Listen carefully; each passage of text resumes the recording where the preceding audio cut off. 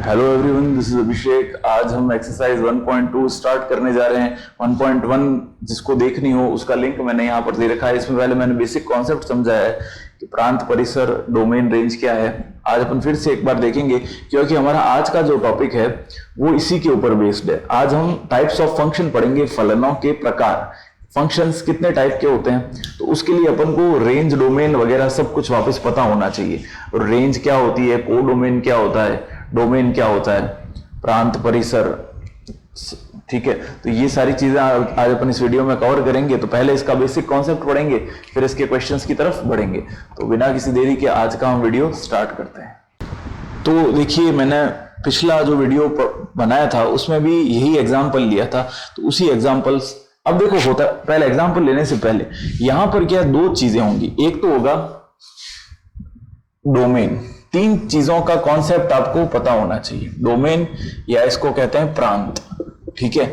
फिर अपन बात करते हैं कोडोमेन की। कोडोमेन, इसको कहते हैं सहप्रांत। और तीसरी चीज आती है इसमें परिसर या रेंज जिसको कहते हैं, ठीक है, रेंज या परिसर। तो इन तीन चीजों का हमको कॉन्सेप्ट बहुत ही अच्छे से समझ में आना जरूरी है, क्योंकि अगर ये नहीं पढ़ेंगे तो अपन को आगे की चीजें या ये एक्सरसाइज आपको क्या है वो समझ में नहीं आएगी। तो इन तीन चीजों का रिलेशन किससे होता है वो पहले हमको एक हर क्वेश्चन के अंदर हमको एक सेट गिवन होगा, सेट या समुच्चय, ठीक है। समुच्चय अपन को गिवन होगा। तो सेट या समुच्चय क्या होता है, जैसे मान लो अपन ए नाम का कोई सेट है, इसमें नंबर्स दिए हुए होंगे, कुछ भी हो सकता है, 1 2 3 4, वो अपना को क्वेश्चन बाय क्वेश्चन अलग अलग चीजें अपन को देंगे। तो जनरली जो भी सेट होता है उस सेट में से ही हम इनपुट लेते हैं और उसी सेट के अंदर ही जो हमारा आउटपुट आता है वो भी इसी सेट के अंदर ही होता है, ठीक है। जनरली क्वेश्चन में हमको क्या देंगे कि पॉजिटिव इंटीजर्स है, धनात्मक पूर्णांक है, नेचुरल नंबर है, प्राकृत संख्याएं हैं। समझ में आ गई सारी बात। जैसे नेचुरल नंबर कहां से स्टार्ट होते हैं, 1 से लगा के, प्राकृत संख्या होल नंबर कहां से कहां तक होते हैं, 0 से स्टार्ट होते हैं।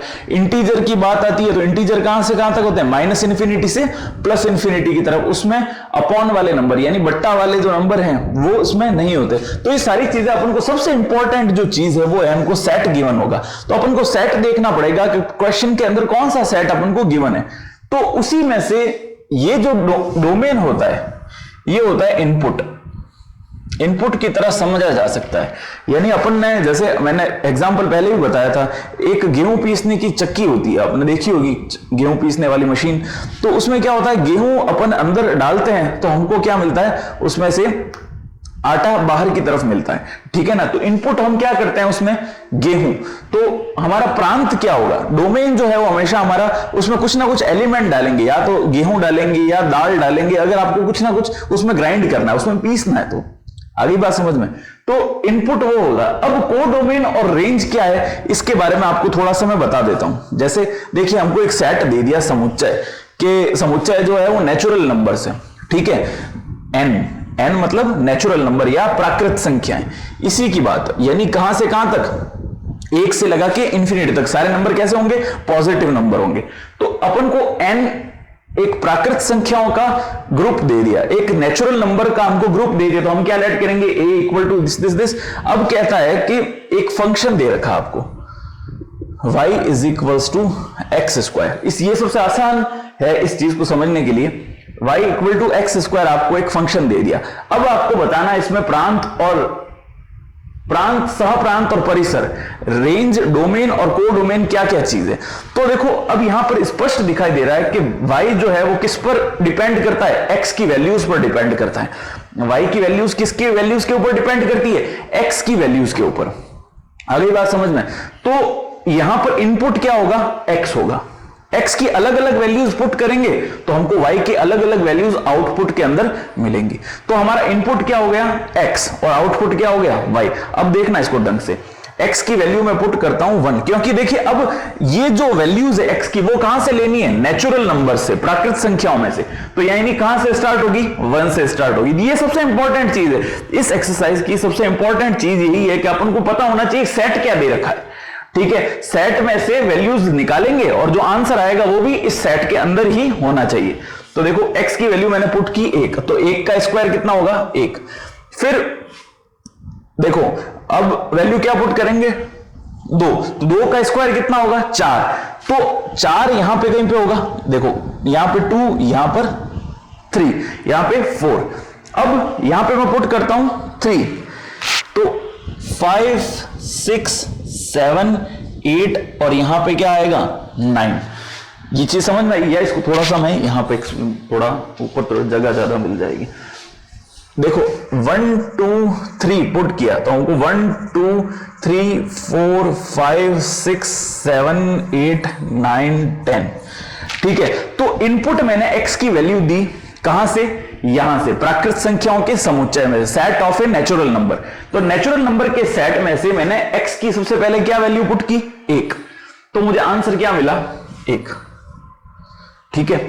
दूसरा फिर मैंने पुट की 2, क्योंकि माइनस की संख्या नहीं रख सकते क्योंकि नेचुरल नंबर प्राकृत संख्या 1 से ही शुरू होती है।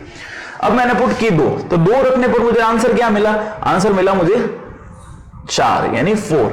फिर मैंने पुट किया क्या 3, तो 3 का स्क्वायर कितना होगा 3 3 9, तो ये इससे जुड़ गया कि बात क्लियर हुई। तो देखिए एक सेट तो हमारा ये हो गया और दूसरा सेट हो गया हमारा ये वाला a और b, इन दोनों के बीच में ये एक फंक्शन है, ठीक है। अब देखो हमेशा ध्यान रखना ये जो सेट a होता है इसके सारे एलिमेंट्स जिनसे इनपुट दिया गया है, सेट a के सारे एलिमेंट्स जो कि काम आ गए हैं किसी ना किसी से जुड़े हुए हैं, ये सारे क्या कहलाएंगे डोमेन कहलाएंगे। आई बात समझ में, डोमेन या प्रांत क्या होंगे, सेट a के सारे एलिमेंट्स, किसके सेट a के, जो कि रिलेट हो रखे हैं b के किसी ना किसी एलिमेंट से।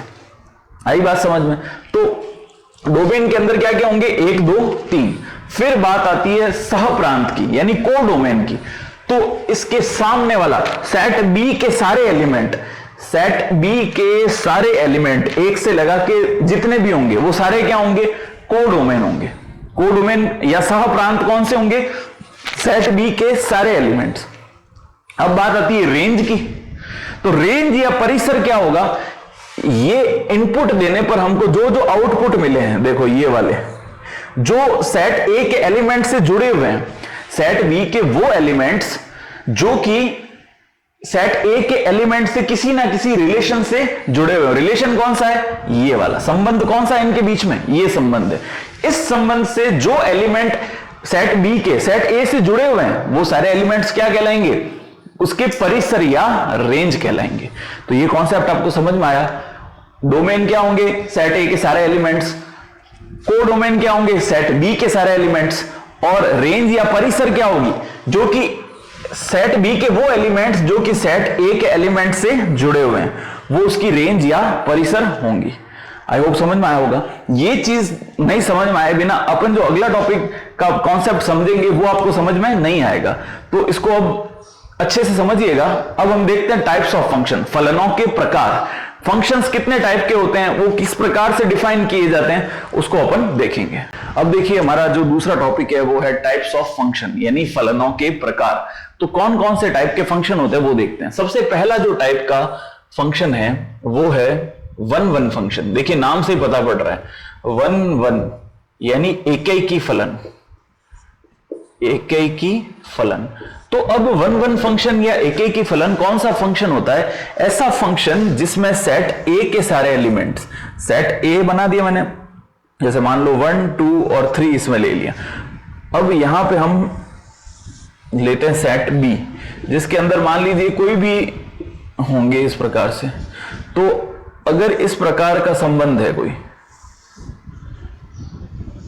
संबंध में मतलब क्या, सेट इसकी खासियत क्या है 1-1 या एकैकी फलन की, कि सेट ए के सारे एलिमेंट्स, और कुछ नहीं देखना है अपन को, अगर सेट ए के सारे एलिमेंट्स केवल एक के साथ ही जुड़े हुए हों। देखिए एकैकी या 1-1, 1 से 1, एक से केवल एक ही जुड़ेगा। एक ऐसा एलिमेंट, एक ऐसा फंक्शन जिसमें सेट ए के सारे एलिमेंट केवल एक ही एलिमेंट से जुड़े हो, सेट बी के। सेट बी के देखो इंडिविजुअल केवल एक से ही जुड़े हैं, एक से एक एरो निकल रहा है, इसको ऐसे याद रख सकते हैं। एक एलिमेंट से एक एरो, एक एलिमेंट से एक एरो और एक एलिमेंट से एक एरो। तो ऐसा एक फंक्शन जिसमें सेट ए यानी डोमेन के जो एलिमेंट्स है वो केवल इंडिविजुअली एक एक से ही जुड़े हो। किससे? कोडोमेन से। कोडोमेन के जितने भी एलिमेंट्स हैं उनमें सिर्फ एक का एक से रिलेशन है। मेन अपना का फोकस किसके ऊपर रखना है? डोमेन के ऊपर। डोमेन के एवरी एलिमेंट से, हर एलिमेंट से केवल एक ही एरो निकलना चाहिए। ये बात आपको ध्यान रखनी है। ये मैपिंग डायग्राम है, इसकी हेल्प से आपको ये चीज ज्यादा इजीली समझ में आएगी। ठीक है, अगर ऐसा अपन को दिख जाता है, अपन पहले क्वेश्चन में ऐसी चीज बनाएंगे, अगर ऐसी चीज हमको मिल जाती है ना तो इसको एक्सप्लेन भी कर देंगे। एक्सप्लेन कैसे करते हैं? सबसे पहले अपन क्या लिखेंगे कि ए और बी, ये चीज आपको लिखनी है। 2 पॉइंट लेंगे अपन, ए और बी दिए हुए समुच्चय में से। सेट दे रखा होगा अपन को, मान लो कोई ए सेट दिया हुआ होगा क्वेश्चन में, तो अपन को क्या करना होगा? ए और बी दो कांस्टेंट वैल्यूज हमें सेट ए के अंदर एज्यूम करनी है, मानना है कि दो कोई भी वैल्यू है वो इस सेट में मौजूद है, ए और बी। फिर क्या करेंगे? क्वेश्चन दे रखा होगा अपन को, क्वेश्चन वाई दे रखा होगा या एफ एक्स में दे रखा होगा, तो जहां भी एक्स होगा वहां पर एफ ए और एफ बी को पुट कर देंगे। एफ ए और एफ बी, और दोनों को इक्वेट कर देंगे। दोनों को कैसा रखेंगे? इक्वल। ऐसा करने के बाद अगर ए इक्वल टू बी मिल जाता है अपन को, F A equal to F B put करने पर सबसे पहला स्टेप क्या है? A comma B belongs to A लिखेंगे, जो भी सेट दे रखा होगा अपन। फिर दूसरा स्टेप क्या है? Put F A equal to F B, वो दोनों पॉइंट इस क्वेश्चन के अंदर वेरिएबल के प्लेस पे पुट करेंगे। जहां जहां एक्स होगा वहां वहां ए और बी हमको पुट करना होगा। उसके बाद सॉल्व करने पर उसको क्या करेंगे? सॉल्व करेंगे। तो अगर हमें answer A equal to B मिल जाता है, आंसर क्या मिल जाए? ए इक्वल टू बी, उस पर्टिकुलर केस में हम क्या कह देंगे कि फंक्शन एक कैसा फंक्शन है? वन फंक्शन है, एक एक ही फलन है। तो पहले आपको यह पता होना जरूरी है, इसके बिना वो करना थोड़ा सा उचित नहीं लगेगा आपको। काफी क्वेश्चन में तो हो भी जाएगा, काफी मिस्टेक होने की चांस भी रहेगी, इसलिए पहले ये मैपिंग डायग्राम समझ में आना जरूरी है, उसके बाद ये चीज आपको करनी है। अगर मैपिंग डायग्राम में वो चीज एक एक ही फलन या वन फंक्शन बनता हुआ दिखाई दे तो। अब इसका दूसरा पढ़ते हैं, मैनी वन। अब देखिए दूसरा हमारा इसमें फंक्शन है वो है मैनी वन। तो नाम से देखो क्या पता पड़ रहा है? मैनी किससे जुड़े हुए हैं? वन से। मैनी यानी बहुत सारे, किससे जुड़े हुए हैं? एक से, बहु एक एक की। इसको समझते हैं, देखिए मान लीजिए वही एग्जांपल लेते हैं, 1 2 3 और इधर x y z। तो हमारे पास दो सेट हैं जिसमें एक ये तो हो गया प्रांत या डोमेन और ये हो गया कोडोमेन। तो ठीक है, अब कोडोमेन यानी सारे एलिमेंट कोडोमेन कहलाते हैं, इसके सारे एलिमेंट्स क्या कहलाएंगे? प्रांत या डोमेन कहलाएंगे। अब देखिए 1 जो है वो रिलेटेड है x से, 2 जो है वो रिलेटेड है x से और 3 है वो रिलेटेड है y से। तो इस पर्टिकुलर केस में देखिए ये फंक्शन तो हो गया क्योंकि डोमेन के सारे एलिमेंट्स काम आ रहे हैं, ठीक है ना? तो डोमेन के सारे एलिमेंट काम आ गए तो फंक्शन हो गया।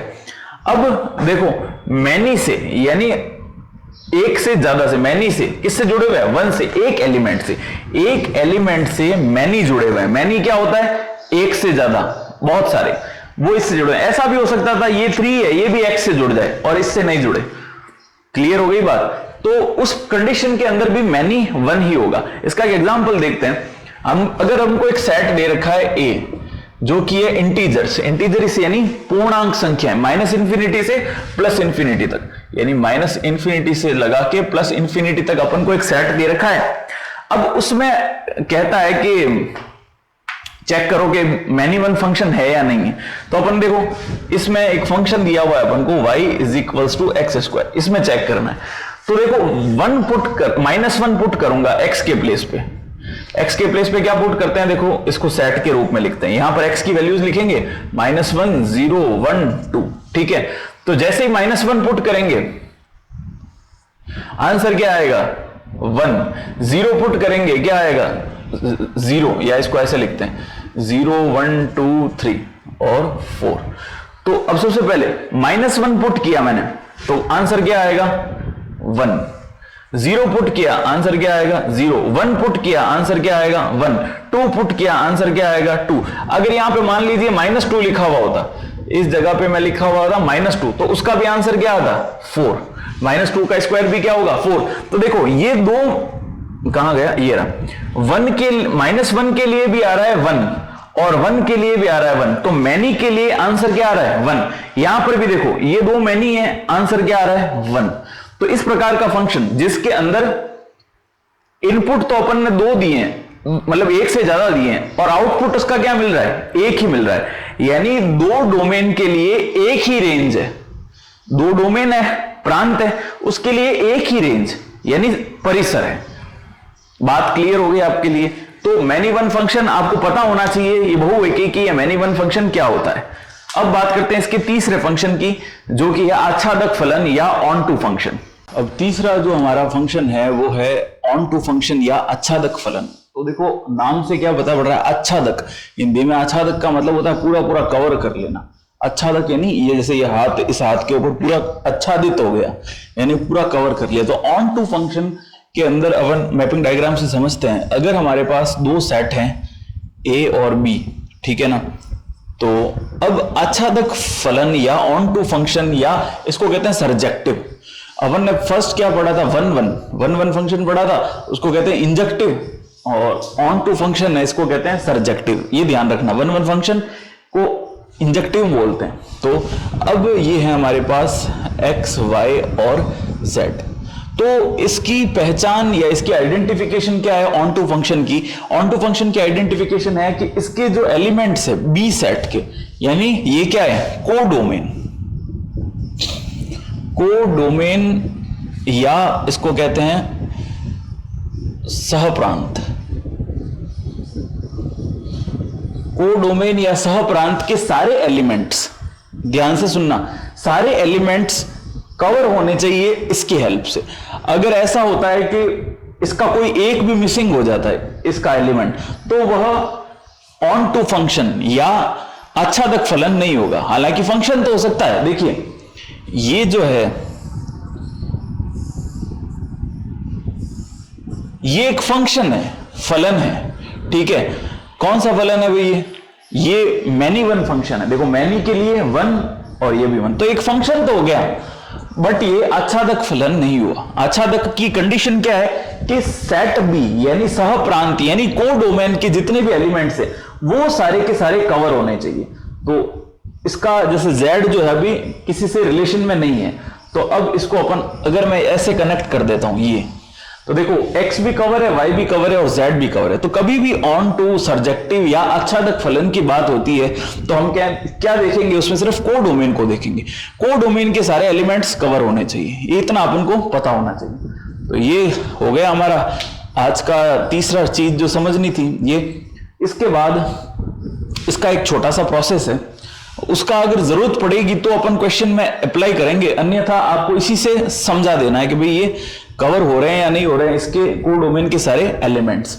जैसे अब इसको कैसे समझेंगे, सबसे पहले हम क्या करेंगे, हम लेट करेंगे b कोई एक कांस्टेंट है जो कि इस सेट में मौजूद है। तो b बिलोंग्स टू सेट, कुछ भी नाम दे सकते हैं अपन a b। तो ये जो है या सेट b ले लेते हैं, चलो वो तो आपको ज्यादा इजीली समझ में आएगा। ये इसको कंसीडर कर लेते हैं।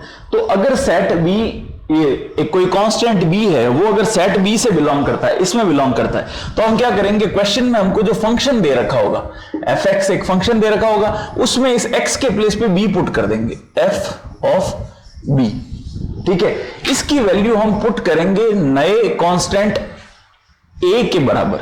तो fb बराबर क्या हो जाएगा, a यहां लिख देंगे एनी कांस्टेंट, कोई एक नियतांक है, एनी कांस्टेंट। अब ये जो a की वैल्यू है ये किसकी टर्म में आनी चाहिए, b की टर्म्स में, और ये जो a की वैल्यू है वो कहां मिलनी चाहिए हमको, यहां पे। कहने का मतलब है कि पहले यहां से वैल्यू उठाई, जैसे मान लीजिए ये जो b है ये x के बराबर है, तो इसको जब सॉल्व किया, जिस रिलेशन में दे रखा है ये किसी ना किसी रिलेशन से जुड़ा हुआ होगा, इस रिलेशन से सॉल्व करने पर इसकी वैल्यू ये मिलनी चाहिए 1, यानी ये वैल्यू उठाई कहां से अपन ने, सेट बी में से। देखिए ये वैल्यू कहां से उठाई, सेट बी में से, यहां से उठाई। अब इसको जब सॉल्व करेंगे तो उसकी a की वैल्यू हमको किस में मिलनी चाहिए, सेट ए के अंदर। समझ में आई? यहां से उठाई, x किससे कनेक्टेड? 1 से। अगर x 1 से कनेक्टेड है तो जब b की वैल्यू हम यहां से उठाते हैं तो हमको a की वैल्यू मिलेगी, और a की वैल्यू अगर हमको सेट a में मिलती है, अगर a की वैल्यू कहां मिलती है? सेट a में, तो इसका मतलब क्या? ये एक आच्छादक या ऑनटू या सर्जेक्टिव फंक्शन है। तो ये 3 स्टेप है। सबसे पहला ये करना है, दूसरा इसको बराबर रख के सॉल्व करना है, और तीसरा चेक करना है क्या a जो है स्मॉल a वो सेट a में बिलोंग करता है क्या। अगर a में बिलोंग करता है तो हम कह देंगे ऑन टू या आच्छादक या सर्जेक्टिव फंक्शन है। अगर ये जो a की वैल्यू एफ बी को सॉल्व करने पर जो a की वैल्यू मिलेगी, ये a की वैल्यू अगर नॉट बिलोंग्स टू आती है तो अपन क्या कहेंगे? ये एक सर्जेक्टिव ऑन टू या आच्छादक फलन नहीं है। तो ये आपको पता होना चाहिए क्या करना है इसके अंदर। अब इसके क्वेश्चंस हम स्टार्ट करेंगे। आई होप समझ में आया होगा। अगर वीडियो पसंद आता है तो प्लीज इसको लाइक कीजिएगा, अपने फ्रेंड्स तक शेयर कीजिएगा और कमेंट कीजिएगा आपको पढ़ना कैसा लगा। अब देखिए क्वेश्चन नंबर फर्स्ट हमारा दे रखा है fx is equals to 1/x। ठीक है, तो मैं सबसे पहले 2 चीजें दे रखी होती है अपन को, वो ध्यान में रखनी है। एक तो फंक्शन क्या गिवन है, दूसरा उसका डोमेन क्या दे, मतलब वो सेट क्या दे रखा, समुच्चय। तो डोमेन से रेंज के अंदर, प्रांत से परिसर में क्या कह रहा है? आर एस्ट्रिक से आर एस्ट्रिक, एस्ट्रिक यानी स्टार, तो आर एस्ट्रिक से आर एस्ट्रिक यानी नंबर। आर एस्ट्रिक का मतलब क्या? Non zero real number. ये जो नंबर होंगे ना वो कैसे होंगे? अशून्य यानी जीरो नहीं होगा, लेकिन सारे रियल नंबर्स होंगे। क्लियर है? नंबर कैसे होंगे? रियल नंबर यानी वास्तविक संख्या। कोई भी नंबर हो सकता है, माइनस इंफिनिटी से प्लस इंफिनिटी तक, अपॉन वाला नंबर भी हो सकता है, बट्टा वाला 1/2 3 यानी 1/4 1/2 कुछ भी हो सकता है। और इनपुट वो देने पर आउटपुट भी वही मिलेगा, यानी डोमेन में भी ऐसे ही नंबर होंगे और रेंज में भी वैसे ही नंबर होंगे। ठीक है, को डोमेन में भी सारे नंबर वैसे ही होंगे। तो इसको एक बार अपन मैपिंग डायग्राम से समझते हैं। देखिए यहां पर रिलेशन क्या है इसका? 1/x यानी कोई भी नंबर जो है वो यहां पर पुट करने पर हमको आंसर ये मिलेगा। तो इसको ऐसे समझते हैं, देखो जैसे y इज इक्वल्स टू हमको दे रखा है 1/x, तो यहां पर x की डिफरेंट डिफरेंट वैल्यूज रखेंगे, जैसे रखा 1 2 3 4। अब हमको यहां पर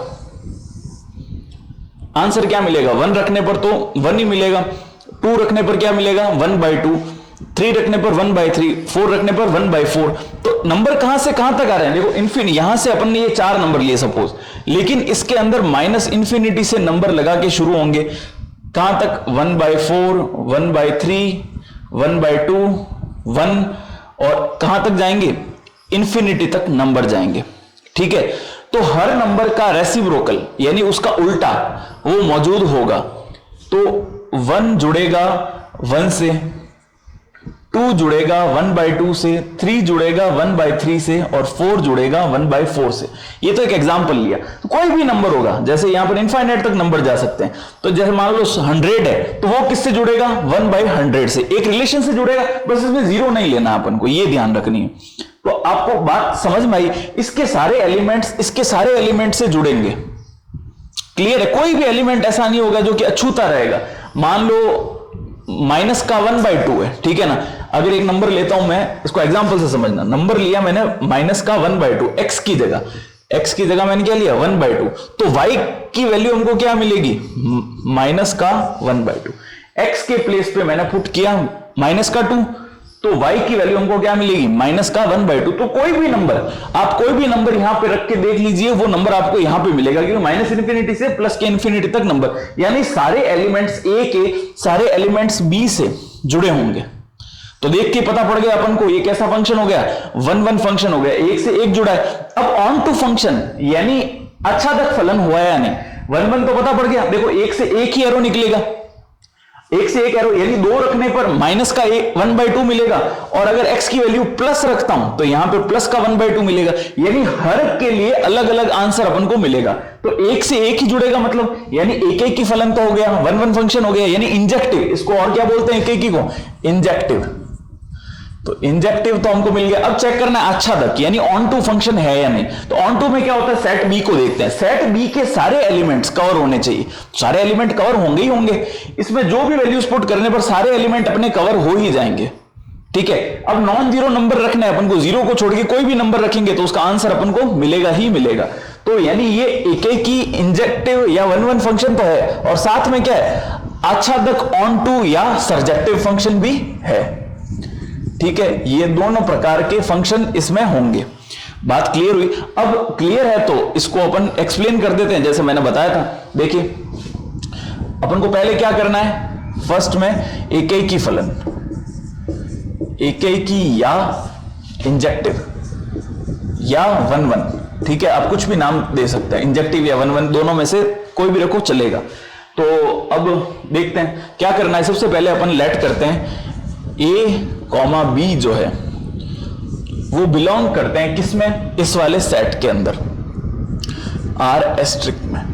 तो आर एस्ट्रिक क्या होगा, देखो ऐसा एक सेट बना देते हैं, इसको कुछ नहीं दे रखा तो अपन इसको एक सेट ऐसा बना देते हैं, ए क्या होगा माइनस इंफिनिटी से, या ऐसा लिखने की जरूरत नहीं, आर एस्ट्रिक ही लिख देना इसको, इसका मतलब R asterisk in non zero, zero नहीं होगा, बाकी कोई भी नंबर हो सकता है। तो ये लिया। अब क्या करना, दूसरा स्टेप मैंने आपको बताया था, पहला स्टेप तो ये हो गया। दूसरा स्टेप जो फंक्शन दे रखा है ये वाला, इसमें ए और बी रख देते हैं एक्स के प्लेस पे, वेरिएबल जहां भी अपन को क्या करना है, F A is equals to F B. अपन यहां क्या लिखेंगे, put F A equal to F B, F A equal to F B रखने पर, तो जहां भी फंक्शन में वेरिएबल है उसके प्लेस पे ए और बी पुट कर देते हैं। देखो यहां पुट किया ए, यहां पुट कर देंगे बी।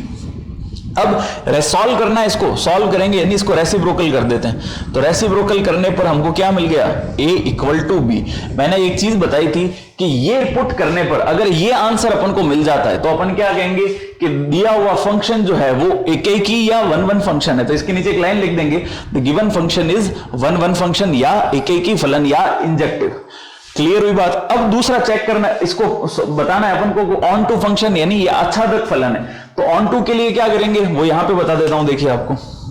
ऑन टू के लिए अपन लेट करेंगे बी जो है वो एक कैसा है, आर एस्ट्रिक है, यानी अपन को इसमें से बी को लेट करना है, तो आंसर भी अपन को इसी के अंदर मिलना चाहिए। तो आंसर कैसे करते हैं इसका, कि सबसे पहले इसको पुट करते हैं इसमें, एफ बी बराबर ए को या ये चीज लिखेंगे, putting F B equal to A. अब फंक्शन में जहां भी एक्स है वहां पे अपन को बी पुट करना है। तो देखो ये रहा, ये क्या है, 1/b, एक्स के प्लेस पे अपन ने बी पुट कर दिया, और इसको किसके बराबर पुट करेंगे, ए के बराबर। तो 1/b किसके बराबर हो गया, ए। अब यहां पर b जो है वो आर एस्ट्रिक है। एस्ट्रिक का मतलब क्या, ये जीरो नहीं हो सकता, उसके अलावा कुछ भी नंबर होगा। तो जीरो नहीं होगा और कुछ भी नंबर होगा तो वो भी एक कैसा नंबर होगा, आर एस्ट्रिक ही नंबर होगा, यानी इसके अंदर ही मौजूद होगा। तो ये जो a की वैल्यू आएगी ना, ये वाली, ये a है वो भी किससे बिलोंग करेगा, आर एस्ट्रिक से। समझ में आ गई? क्योंकि यहां पर अपन को जीरो तो रखना नहीं, अपन ने एज्यूम कर लिया कि ये जो बी है ये बी आर एस्ट्रिक है। एस्ट्रिक यानी जीरो नहीं हो सकता, बाकी कोई भी हो सकता है। तो आंसर भी अपन को ये ए की टर्म में मिला, तो ए जो है वो भी एक एस्ट्रिक नंबर ही अपन को प्राप्त हुआ, यानी अपना जो डोमेन था, अपनी जो प्रांत थी, उसी में से ए की वैल्यू होगी। तो ये हो गया। तो अपन क्या कह सकते हैं कि दिया हुआ फलन एक आच्छादक फलन है, एक ऑन टू फंक्शन है और एक सर्जेक्टिव फंक्शन है, कुछ भी कह सकते हैं। आई बात समझ में? तो पहले आपको मैपिंग डायग्राम से बताना पड़ेगा, एक्सप्लेन तो अपन को करना बाद में की बात है, पहले आपको खुद को पता पड़ना पड़ेगा कि function onto one one है या नहीं, तो उसके बाद आप ये एक्सप्लेनेशन देंगे। अब देखो इसी के अंदर सेकंड पार्ट एक दे रखा है, ये कह रहा है कि प्रांत यानी डोमेन को चेंज कर देते हैं अपन आर एस्ट्रिक की जगह नेचुरल नंबर से, प्राकृत संख्याओं से। तो देखो इसको समझते हैं, नेचुरल नंबर या प्राकृत संख्या कहां से स्टार्ट होंगी, 1 2 3 4 5 ऐसे, ठीक है। अब ये कैसा है, आर एस्ट्रिक यानी वापस वही नॉन जीरो रियल नंबर्स, अशून्य वास्तविक संख्याएं। तो कहां से कहां तक होंगी, ये माइनस इंफिनिटी से लगा के यहां से 1 2 3 4 5, या इसका उल्टा करेंगे तो अपने पास आंसर कितना आएगा, थोड़ा सा इसको वापस बताता हूं। देखो ये माइनस इंफिनिटी से प्लस का इंफिनिटी तक आएगा, ठीक है। तो इसमें कुछ भी नंबर्स हो सकते हैं, 1/5 1/4 1/2 1/3 1 2 3, इस प्रकार के नंबर होंगे, ठीक है। तो अब देखो 1 रखने पर हमको क्या मिलेगा, 1 मिलेगा, 2 रखने पर 2 मिलेगा, 3 रखने पर सॉरी 1 रखने पर 1 मिला, 2 रखने पर मिलेगा मुझे 1/2, ठीक है, और 3 रखने पे मिलेगा 1/3, 4 रखने पे मिलेगा 1/4, 5 रखने पे मिलेगा 1/5। तो इससे होगा क्या, देखो ए के तो सारे एलिमेंट कवर हो रहे हैं, ठीक है, लेकिन बी के एलिमेंट कहां से कवर होंगे, 1 से जो ये वाला नंबर है ना, छोटे 1 से छोटे नंबर, वो तो सारे कवर हो जाएंगे, लेकिन कहीं भी अपन को इसके अंदर 1 से बड़ा नंबर नहीं मिलेगा, क्योंकि नेचुरल नंबर से, यानी प्राकृत संख्या है। ए को यानी प्रांत को अपने को क्या लेना है इस बार, नेचुरल नंबर। नेचुरल नंबर का मतलब क्या, प्राकृत संख्याएं। इसमें सिर्फ 1 2 3 4 ऐसे नंबर ले सकते हैं, अपॉन वाले नंबर यानी बट्टा वाले संख्याएं नहीं ले सकते। तो जब अपन 1 से ही स्टार्ट करेंगे, सारे बिना फ्रैक्शन, बिना अपॉन वाले नंबर, बिना बट्टे वाले संख्या नहीं लेंगे, तो जैसे मान लो अगर ए की वैल्यू में, सॉरी यहां पर ए की जगह क्या है, एक्स की वैल्यू अगर 1/2 होती तो हमको वाई की वैल्यू क्या मिलती, 2 मिलती। समझ में आई बात। लेकिन ये वाली वैल्यू इस बार नहीं ले सकते। क्यों नहीं ले सकते, क्योंकि ए अपन को क्या दे दिया, एक नेचुरल नंबर, प्राकृत संख्या। तो 1/2 रखेंगे तो हमको 2 आंसर मिलेगा ही नहीं। तो इसके अंदर तो 2 मौजूद ही होगा ना, होगा या नहीं होगा, क्योंकि ये अशून्य वास्तविक संख्या है, नॉन जीरो रियल नंबर से हैं सारे के सारे। तो इसमें 1 2 3 4 5 6 रखने पर नंबर उल्टे उल्टे मिलेंगे, 1/2 1/3 1/4 1/5 इस प्रकार से। तो अपने जो ये पॉजिटिव नंबर होंगे ना 1 2 3 4 5 6, ये कब मिलेंगे, जब x की वैल्यू अपन फ्रैक्शन में यानी अपॉन में यानी बट्टे के अंदर लिखेंगे।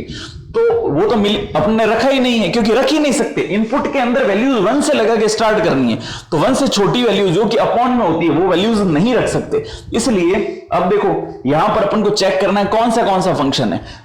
पहला है एकेकी यानी 1 1 फंक्शन। तो 1 1 यानी सेट ए के सारे एलिमेंट कवर होने चाहिए, तो वो तो हो ही रहे हैं। देखो 1 से लेकर कोई भी नंबर रखेंगे, जैसे मान लो अगर मैं यहां पे 5 आगे बढ़ता बढ़ता 99 तक पहुंच जाता हूं, तो इसका आंसर क्या आएगा, 1/99। 1/99 यहां पे कहीं होगा, ठीक है।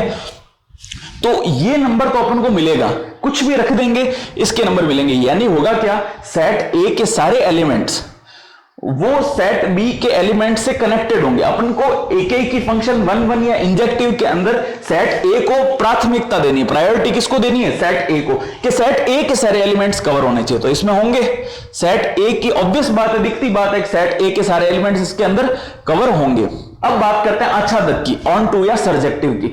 तो इसमें क्या होगा, सेट बी के सारे एलिमेंट्स कवर होंगे या नहीं होंगे, नहीं होंगे। क्यों नहीं होंगे भाई, आपके मन में सवाल आएगा क्यों नहीं होंगे। तो जो भी अपन 1 से बड़े नंबर रखेंगे वो उल्टे हो जाएंगे इस रिलेशन के कारण, क्योंकि 1/x करना है अपन को। तो अगर मैं 1000 लिखूंगा तो 1/1000 1/1000 लिखना पड़ेगा, लेकिन ऐसा कोई भी फ्रैक्शन अपन नहीं लिख सकते। यहां पर ये पॉजिटिव वैल्यू देखो 3 तक लिखिए, 4 5 6 ये ऐसी और भी वैल्यूज होंगी। तो ये वैल्यू कब हमारे पास आएंगी, जब अपन यहां पर कोई फ्रैक्शन का नंबर लिखेंगे, उल्टा नंबर। जैसे अगर मेरे को 6 चाहिए तो x की वैल्यू मुझे क्या रखनी पड़ेगी, 1/6 रखनी पड़ेगी। तो जैसे ही 1/6 रखेंगे तो हमको यहां पर 6 मिलेगा, लेकिन 1/6 यहां पुट नहीं कर सकते। क्यों नहीं कर सकते, क्योंकि नेचुरल नंबर का समूह है, प्राकृत संख्याओं का समूह है, जो कि 1 से स्टार्ट होके बिना फ्रैक्शन वाली, बिना अपॉन वाले नंबर्स लिखने होते हैं। तो ये वाले नंबर्स तो अपन लिख ही नहीं पाएंगे। अतः ये जो पॉजिटिव नंबर्स होंगे इसके 1 के बाद वाले, वो कवर नहीं होंगे। समझ में आई बात। तो ये एक ही फंक्शन तो होगा, लेकिन आच्छादक नहीं होगा। 1 1 इंजेक्टिव तो होगा, लेकिन ऑन टू सर्जेक्टिव नहीं होगा। तो इसको एक्सप्लेन करना है, वो एक्सप्लेन कर देते हैं, केवल इसी का बताते हैं। देखो वो कौन सा, एक ही यानी 1 1। तो सबसे पहले एक स्टेप क्या करना है, a, b, या इसको ऐसे लिखेंगे, a बिलोंग्स टू, a किस में बिलोंग करता है, नेचुरल नंबर में, और b किस में बिलोंग करता है, r एस्ट्रिक में। ठीक है, तो अपन क्या लिखेंगे, f a equal to f b, बस तो पुट कर देते हैं 1/a is equal to 1/b। अब उल्टा करते हैं, रेसिप्रोकल सॉल्व करेंगे इसको, तो क्या आएगा, a इक्वल टू b मिल जाएगा। तो a इक्वल टू b मिलेगा, तो ये फंक्शन कैसा हो गया, क्या लिख देंगे, दिस फंक्शन इज 1 1 या इंजेक्टिव। यह फलन एक ही फलन है। दूसरा हमको चेक करना है आच्छादक के लिए। तो आच्छादक के लिए क्या करेंगे, देखो लेट b, इसमें से ही लेते हैं वैल्यूज को। Let b is equal to r asterisk, R asterisk के अंदर है। ठीक है, यानी कोई भी जीरो नंबर नहीं ले सकते अपन, और वो नंबर कैसा होना चाहिए, रियल नंबर होना चाहिए। सारा नंबर रियल ही है, अपॉन वाले भी हो सकते हैं उसमें। तो अब क्या करेंगे, F B is equals to A, ये लिखना था। अब इसको वैल्यू पुट कर देते हैं 1/x, देखो 1/b इज इक्वल टू क्या होगा, ए। अब जैसे ही b की वैल्यू अपन यहां पर पुट करते हैं, मान लो इसमें से माइनस ए 1/99 सपोज, या कुछ भी ले लो 1/2 1/6, तो जैसे ही मैं यहां 1/2 या 1/6 लिखता हूं, देखना इसको एग्जांपल से समझते हैं सिर्फ। जैसे ही b की वैल्यू 1/2 लेता हूं तो 1/1/2 इज इक्वल टू क्या होगा, a। सॉरी, b की वैल्यू जैसे मान लो मैं 2 लेता हूं, यहां पर अपॉन वाला नंबर नहीं लेना, b की वैल्यू अगर मैं ये पॉजिटिव वैल्यूज लेता हूं तो यहां पे मान लो मैं 2 लिया, तो a की वैल्यू मुझे क्या मिल गई, 1/2। क्योंकि b की वैल्यू तो ले सकते हैं क्योंकि b किसमें, r एस्ट्रिक के अंदर। तो जैसे ही मैं यहां पर पॉजिटिव वैल्यू लूंगा और कोई भी वैल्यू लेता हूं तो नेगेटिव भी हो सकती है, इंटीजर वैल्यू ली मैंने, ठीक है। इसमें मैंने क्या लिया, 2 लिया, 3 लिया, कुछ भी ले सकते हो। वो जैसे ही मैं रखूंगा तो a की वैल्यू क्या मिल गई मेरे को, 1/2। लेकिन a की वैल्यू के अंदर देखो 1/2 कहीं है ही नहीं, क्योंकि वो कहां से शुरू हो रही है, 1 से शुरू। तो कोई भी इंटीजर वैल्यू मैंने b के प्लेस पे रखी, चाहे 1 से माइनस इंफिनिटी से लेके इंफिनिटी, तो कोई भी इंटीजर वैल्यू यानी बिना अपॉन वाली, तो जैसे वो नंबर यहां पे मैंने पुट किया तो 1/2 मिल गया। तो a की वैल्यू क्या आ गई, 1/2, जो कि पॉसिबल नहीं है क्योंकि a की वैल्यू नेचुरल नंबर यानी प्राकृत संख्याओं में से ही ली जाती है। तो इसके बाद अपन a लिखेंगे, ये बात लिखेंगे कि 1/b is equals to a not belongs to natural number. इससे जो a की वैल्यू हमको मिलेगी ना इस प्रकार की, वो नेचुरल नंबर में बिलोंग नहीं करती, क्योंकि हमारा इनपुट क्या है, नेचुरल नंबर ही है। b की कोई भी वैल्यू मैं यहां से उठा के रखूंगा, इंटीजर वैल्यू, कौन सी वैल्यू, इंटीजर, पूर्णांक वैल्यू, माइनस इंफिनिटी से प्लस इंफिनिटी तक बिना बट्टे वाली, बिना अपॉन वाली संख्या। तो जैसे कोई भी संख्या माइनस 1 2 3 4 5 6 7 8 प्लस की रख दो या माइनस की रख दो, अगर यहां माइनस की भी रखेंगे ना तो ये भी वैल्यू नहीं मिलेगी अपन को, क्योंकि ये वैल्यू कहां से स्टार्ट हो रही है, 1 से स्टार्ट हो रही है। तो ना तो नेगेटिव वैल्यू रखेंगे ना अपॉन वाली वैल्यू, क्योंकि इसमें केवल यही वैल्यू आएंगी 1 से लगा के पॉजिटिव इंफिनिटी तक, और सारी इंटीजर यानी पूर्णांक वैल्यू। इसलिए यह फंक्शन जो है वो सर्जेक्टिव ऑन टू फंक्शन नहीं है, आच्छादक फलन नहीं होगा। आई बात समझ में। अब देखिए क्वेश्चन नंबर सेकंड में बहुत सारे क्वेश्चन दे रखे हैं, 5-6 क्वेश्चन है। उसमें पहला क्वेश्चन है fx is equals to x square, question हमको पता पड़ गया। दूसरा, इसमें जो हमको एक सेट दे रखा है, यानी नंबर कहां से कहां तक अपन को लेने और आउटपुट किस में मिलेगा ये दे रखा है, यानी n से n में नेचुरल नंबर, जहां पर n क्या होता है, प्राकृत संख्याएं। देखना इसको ढंग से समझना, अगर थोड़ा सा दिमाग लगाएंगे तो इजी है, वरना कॉम्प्लिकेट होगा अगर आपने थियोरिटिकल समझ के इसको रटने की कोशिश की। तो प्राकृत संख्याएं समझने वाली बात है, यानी नेचुरल नंबर, नेचुरल नंबर, ठीक है। अब देखो नेचुरल नंबर, इसको सेट n ही लिख देते हैं, चलो।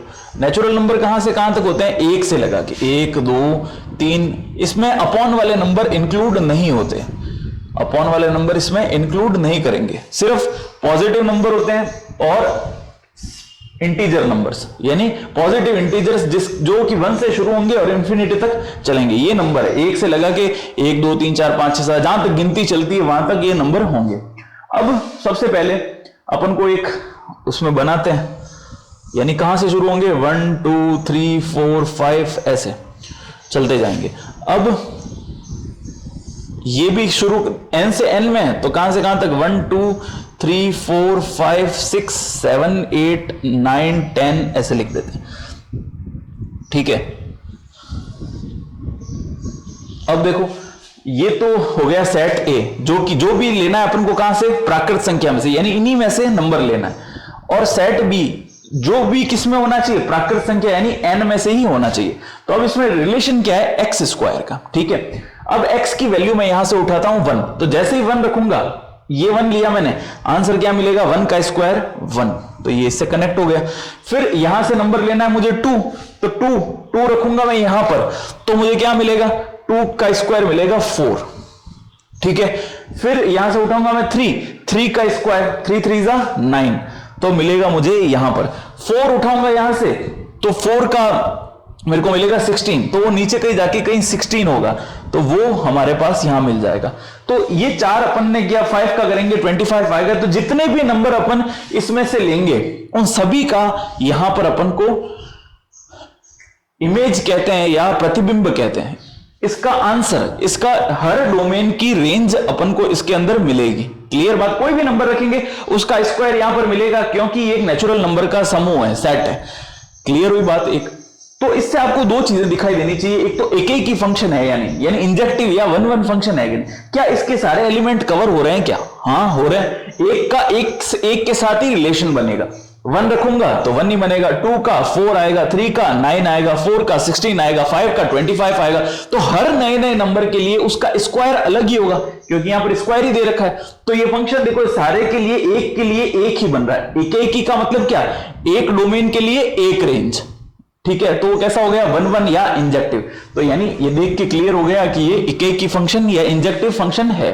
अब बात करते हैं आच्छादक या सर्जेक्टिव या ऑन टू की। तो ऑन टू के लिए किसको देखते हैं? बी को देखते हैं। क्या बी के सारे एलिमेंट कवर हो रहे हैं क्या? नहीं हो रहे भाई साहब, देखते ही पता पड़ रहा है कि 1, 4, 9, 16 और ऐसे कवर होंगे। तो ये जो नंबर है देखो 2, 3, 5, 6, 7, 8, ये नंबर कहां किससे रिलेट हो रहे हैं? हो ही नहीं रहे हैं। तो ये फंक्शन जो है वो आच्छादक या सर्जेक्टिव फंक्शन नहीं होगा। बस इसको एक्सप्लेन कर देते हैं थोड़ा सा। सबसे पहले एक की फंक्शन को चेक करते हैं, एक की या इंजेक्टिव के लिए। तो इसके लिए क्या करेंगे? सबसे पहले a, b belongs to natural number. a और b किस में बिलोंग करते हैं? नेचुरल नंबर, दोनों नेचुरल में ही है। तो अब क्या लिखेंगे? f a is equals to f b, putting f a equal to f b, f a बराबर f b को रखने पर ये लिखना है आपको। फिर इसको सॉल्व करते हैं। देखो इसकी जगह पर अपन दोनों वैल्यूज रख देते हैं। तो यहां पर a का स्क्वायर इज इक्वल्स टू क्या आएगा? b का स्क्वायर। अब दोनों तरफ स्क्वायर रूट करते हैं, वर्गमूल लेते हैं, तो हमको क्या मिलेगा? a बराबर b। तो a बराबर b, ये पॉजिटिव और नेगेटिव 2 नंबर नहीं लग के सिर्फ अपन को पॉजिटिव नंबर लेना है, क्योंकि नेचुरल नंबर से ही चल रहा है। तो a बराबर हो गया b। तो अगर a बराबर b मिल गया तो अपन क्या कह देंगे कि ये जो फंक्शन या ये जो फलन है ये एक की या इंजेक्टिव फंक्शन है। This is a injective function. फिर अपन को चेक करना है आच्छादक के लिए। आच्छादक यानी ऑन टू या इंजेक्टिव और सर्जेक्टिव। ये सर्जेक्टिव के लिए चेक करेंगे। तो अब सर्जेक्टिव फंक्शन के अंदर आप सीधा ही एक ही बात लिख देना कि सेट बी के सभी अवयव सेट ए के सभी अवयव से पूरी तरह से कनेक्टेड नहीं है, संबंधित नहीं है, इन रिलेशन में नहीं है। The all elements of set B are not in relation with set A. That is why this function is not a surjective function और यह एक आच्छादक फलन नहीं है। ठीक है, यह एक आच्छादक फलन क्यों नहीं है? क्योंकि सेट B के सारे एलिमेंट्स जो हैं अवयव, वो सेट A के सारे एलिमेंट से पूरी तरह से संबंधित नहीं है, जुड़े हुए नहीं है, इसलिए एक आच्छादक फलन या सर्जेक्टिव फंक्शन नहीं है। ये लाइन आपको नीचे लिखनी है। अब देखिए क्वेश्चन नंबर 2 का सेकंड पार्ट है। fx वही दे रखा है x स्क्वायर, और फंक्शन जो है वो किस प्रकार परिभाषित है? z से z में, यानी माइनस इंफिनिटी से प्लस इंफिनिटी के सारे इंटीजर नंबर यानी इंटीजर नंबर क्या? पूर्णांक संख्याएं। ठीक है ना? तो अब देखो इसको समझते हैं, यानी माइनस इंफिनिटी से लगा के प्लस के इंफिनिटी तक कोई भी नंबर अपन को चूज करना है और उसका आंसर भी इसी में होना चाहिए। तो इसको देखो समझते हैं। ये मैं सेट A बनाता हूं और ये वाला सेट होगा मेरा सेट B। ठीक है, अब यहां पे मान लो मैं माइनस इंफिनिटी से लगा कि कोई भी नंबर होगा। अब मैं नंबर लेता हूं, मान लीजिए माइनस का 2, माइनस का 1, 0, 1, 2, 3, 4, अप टू कहां तक चलेंगे? इंफिनिटी तक नंबर होंगे, क्योंकि ये z दे रखा है, पूर्णांक संख्या। ठीक है ना? तो अब देखो ये वैल्यू रखेंगे तो इसमें वैल्यू पुट करने पर, जैसे -1 पुट किया मैंने, तो -1 का स्क्वायर क्या आएगा? 1 आएगा। ये नंबर भी कहां से शुरू होंगे? माइनस इंफिनिटी से लगा के मान लो -2, -1, 1, 0, 1, 2, 3, 4, 5, 6, 7, 8 अप टू बहुत चलते चलते या 9 लिख के फिर आगे बनाते हैं, कहां तक जाएंगे, इन्फिनिटी तक ये नंबर्स होंगे। अब देखो इसमें से जैसे ही मैं -2 रखता हूं तो -2 का स्क्वायर क्या हो जाएगा, 2 का स्क्वायर 4 और माइनस माइनस प्लस, तो -2 रखने पर आंसर मुझे क्या मिलेगा, 4। ठीक है, 1 रखेंगे तो 1 का -1 रखेंगे तो -1 का स्क्वायर क्या होगा, प्लस का 1, तो प्लस का 1 आंसर क्या आएगा, ये वाली वैल्यू। ठीक है, अब 0 रखेंगे तो हमको क्या मिलेगा, 0 मिलेगा। 1 रखेंगे तो 1 का स्क्वायर भी क्या होगा, 1 ही होगा, तो ये वाला। 2 रखेंगे तो 2 का स्क्वायर क्या होगा, 4 होगा। ठीक है, 3 रखेंगे तो 3 का स्क्वायर क्या होगा, 9 होगा। तो अब आगे 4 वगैरह रखने की आवश्यकता नहीं, हमारा जो टारगेट था हमारा वो अचीव हो गया। थोड़े से एग्जाम्पल, 2-3 एग्जाम्पल से समझ में आ जाती है चीज। तो अब देखो पहला अपन को क्या चेक करना है, एकेकी फलन। एकेकी फलन यानी इंजेक्टिव फंक्शन, इंजेक्टिव फंक्शन या 1-1 फंक्शन। तो 1-1 में क्या होता है, ये होता है कि एक एलिमेंट यानी प्रांत या डोमेन के एक एलिमेंट की से एक से जुड़ा होगा, यानी ऐसा नहीं होगा एक के लिए 2 नहीं होंगे। ये मैंने क्या बताया था, 1 2 3 x y और z, एक से एक एरो निकलेगा और वो एक से ही जुड़ेगा, ऐसा बताया था। 2 से एक मतलब ऐसा नहीं होगा कि इन दोनों के लिए कॉमन बन जाए, मैनी वन नहीं है, 1-1 फंक्शन है, एक के लिए केवल एक डोमेन के लिए केवल एक ही रेंज। तो ये लेकिन यहां पर क्या हो रहा है, देखो -1 के लिए और 1 के लिए एक ही रेंज बन रही है, 2 डोमेन 2 प्रांत के लिए एक ही रेंज, ऐसा होना मैनी वन फंक्शन हो जाता है, बहु एकेकी फलन। ये एकेकी फलन नहीं होगा। क्यों नहीं होगा, क्योंकि एक के लिए एक ही इसकी प्रतिबिंब यानी इमेज होनी चाहिए। ये सारी इनकी क्या है, इमेजेस हैं। जैसे -1 की इमेज क्या है, 1, प्रतिबिंब 1 है, एक का भी प्रतिबिंब क्या है, 1। तो एकेकी फंक्शन तब होता है जब एक का एक से रिलेशन होता है। लेकिन अगर 2 के लिए एक ही इमेज बनती है, समझ में आ गई बात, 2 एलिमेंट सेट ए के, उसके लिए केवल एक ही इमेज बन रही है, एक ही बन रही है, क्योंकि यहां पर वैल्यूज पुट की तो हमारे दोनों का आंसर क्या आया, 1 ही आया। अब जैसे यहां पर भी अब देखो -2 और 2, इन दोनों के लिए हमारा आंसर क्या मिला, 4। तो इन 2 एलिमेंट्स के लिए भी आंसर क्या होगा, 4 ही होगा। अब -3 और 3 के दोनों के लिए क्या होगा, 9 ही होगा। अगर यहां पे मान लो -3 लिखा होता तो इसके लिए और इसके लिए -3 भी किससे जुड़ता, 9 से आके जुड़ता। तो फिर से 2 एलिमेंट्स के लिए एक सिंगल इमेज ही बनी, यानी 2 डोमेन के लिए एक रेंज, 2 प्रांत के अवयवों के लिए परिसर की एक ही रेंज मिली, 2 के लिए एक। तो ये कैसा फंक्शन हो गया, एकेकी फलन नहीं होगा। ये कौन सा फंक्शन होगा, बहु एकेकी। स्टार्टिंग के अंदर मैंने बताया था ये हो गया बहु एकेकी यानी मैनी वन। मैनी के लिए 1, मैनी नंबर्स देखो -3 और 3 कैसे हो गए, मैनी, उसके लिए 1, तो मैनी वन फंक्शन हो गया। ये एकेकी फलन या इंजेक्टिव फंक्शन नहीं होगा। कैसा फंक्शन होगा, बहु एकेकी या मैनी वन। लेकिन ये अपन को पूछा नहीं है कैसा, इसलिए अपन ज्यादा पंचायती करेंगे नहीं।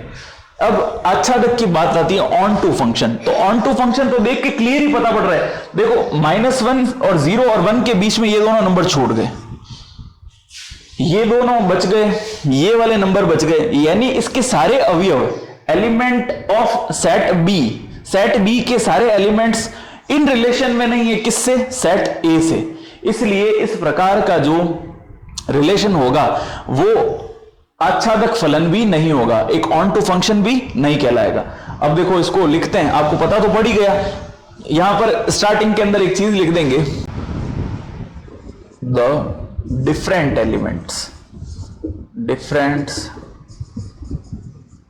एलिमेंट्स ऑफ सेट ए, या इसको क्या लिख सकते हैं, domain. Different elements of set A having same range, range कह दो या इमेज कह दो इसको। द डिफरेंट एलिमेंट्स, डिफरेंट यानी अलग अलग, different elements of set A having same image और रेंज, दोनों अलग अलग के लिए एक ही रेंज, अपन को एक ही परिसर का अवयव मिल रहा है, तो अपन क्या कह देंगे, दिस इज नॉट इंजेक्टिव, ये एक इंजेक्टिव फंक्शन नहीं होगा। समझ में आ गई आपको बात? इंजेक्टिव फंक्शन नहीं होगा। हिंदी में इसको लिखेंगे प्रांत के दो अलग अलग अवयवों के लिए एक समान ही प्रतिबिंब या परिसर का अवयव प्राप्त हो रहा है, अतः यह एक एकेकी फलन नहीं है। अब क्योंकि देखो हमको पता पड़ गया कि ये एकेकी फलन यानी इंजेक्टिव फंक्शन नहीं है, तो उसका एक्सप्लेन करने की अपन को आवश्यकता नहीं है। अगर ये होता है तो अपन एक्सप्लेन करके उसको दिखा देंगे। दूसरा, इसमें आच्छादक में या ऑन टू के अंदर या सर्जेक्टिव है, सर्जेक्टिव में अपन को पता है कि इसके सारे एलिमेंट कवर नहीं हो रहे हैं इससे, तो ये भी कैसा एक आच्छादक फलन नहीं है। तो इसमें भी एक लाइन लिख देंगे अपन, क्योंकि सेट बी के सारे एलिमेंट सेट ए के सारे एलिमेंट से पूरी तरह से संबंधित नहीं है, क्योंकि कुछ ही है, बाकी वाले तो नहीं है। तो क्योंकि सेट बी के यानी सह प्रांत के कोडोमेन के सारे एलिमेंट्स डोमेन से इन रिलेशन में नहीं है। जैसे देखो ये 1 2 नहीं है, 5 6 7 8 नहीं है, तो इस प्रकार ये जो एलिमेंट्स है ये इससे इन रिलेशन में नहीं है, तो ये वाला जो फंक्शन है ये एक आच्छादक फलन नहीं होगा। तो लिखना क्या है, इंग्लिश में बता देता हूं, many elements of set B, bracket में लिख देना codomain, many elements of set B codomain are not in relation with elements of set A, bracket में domain, so it is a not surjective और onto function. क्योंकि set B के यानी सह प्रांत के काफी सारे अवयव जो हैं वो प्रांत के अवयव से संबंधित नहीं है, इसलिए यह फंक्शन या यह फलन आच्छादक फलन नहीं होगा। यह लाइन आपको नीचे लिखनी पड़ेगी। देखिए इसका थर्ड क्वेश्चन, वही क्वेश्चन दे रखा है, fx = x²। हमारा जो सेट है समुच्चय वो क्या दे रखा है, R से R, यानी रियल नंबर, कोई भी वास्तविक संख्या हो सकती है। तो अपन ने एक बना दिया ऐसे सेट, यानी -∞ से +∞ के बीच के कोई भी नंबर, अपॉन वाले नंबर भी इस बार इंक्लूड कर सकते हैं। तो अब क्या करें, x²। तो देखो अब जब मैं यहां पर वैल्यू इसमें से उठाता हूं यानी 1 उठाता हूं, तो स्क्वायर करेंगे, 1 का स्क्वायर क्या मिलेगा, 1, यानी f1 की वैल्यू मुझे क्या मिल गई, 1। अब अगर -1 लेता हूं, -1 भी होगी यहां पे होगा 0, यहां पे होगा -1। अब अगर f की वैल्यू में -1 लेता हूं तो -1 जो है उसकी वैल्यू भी क्या आएगी, 1। तो यानी 1 के लिए भी हमारे पास 1 मिलेगा और -1 के लिए भी 1 मिलेगा। अब अगर यहां पे मैं 2 पुट करता हूं तो 2 पुट करने पर आंसर होगा 4, और -2 पुट करता हूं तो भी आंसर क्या होगा, 4। तो देखो 2 के लिए भी 4 आ रहा है, और अगर यहां पे मान लो -2 लेता हूं तो उसके लिए भी मुझे क्या मिल रहा है, 4 मिल रहा है। तो मैनी के लिए 1, देखो मैनी के लिए 1, यहां पर भी मैनी के लिए 1।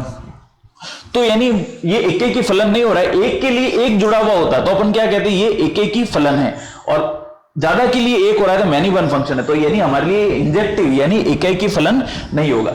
अब देखो 1 और 2 इनका स्क्वायर करते हैं तो हमको 1 और 4 मिलता है, तो बीच में देखो ये 2 और 3 खाली रह गए, ये कनेक्शन में नहीं हो रहे हैं इससे, यानी कोडोमेन के सारे एलिमेंट्स कवर होने चाहिए थे, सह प्रांत के सभी अवयव इससे जुड़े हुए होने चाहिए थे, लेकिन यहां पर देखो ये दोनों नहीं जुड़े हुए।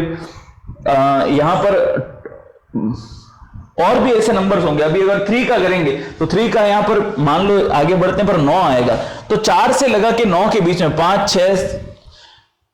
6 7 8 ये 4 नंबर 5 6 7 8 ये भी इन रिलेशन में नहीं होंगे। तो जो रिलेशन में नहीं है, संबंध में नहीं है, तो यानी कैसे वो अकेले रह गए। तो यानी हमारी जो परिभाषा है, डेफिनेशन है आच्छादक या सर्जेक्टिव की, वो यही है कि कोडोमेन सह प्रांत के सारे अवयव जो है वो इससे जुड़े हुए होने चाहिए थे। तो एक लाइन लिख देंगे अपन, क्या लिखेंगे, एकेकी फलन के लिए लिखेंगे पहले, क्योंकि अगर होता तो अपन एक्सप्लेन इसको कर ही देते। एकेकी फलन, तो एकेकी फलन के एकेकी की जांच करते हैं, यहां पर लिखेंगे इंजेक्टिव, उसमें लिखेंगे चूंकि ए के अधिक अवयवों का बी के एक ही अवयव से संबंध है, अतः यह एक एकेकी फलन नहीं होगा। ठीक है, ए लिखो या लिख दो ये प्रांत, ठीक है, साथ में बी की जगह क्या लिख देंगे, सह प्रांत। अब देखो इंग्लिश में लिखते हैं इसको, since many elements of domain A having same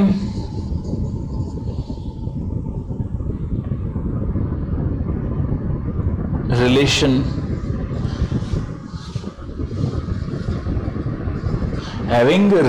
with same element of codomain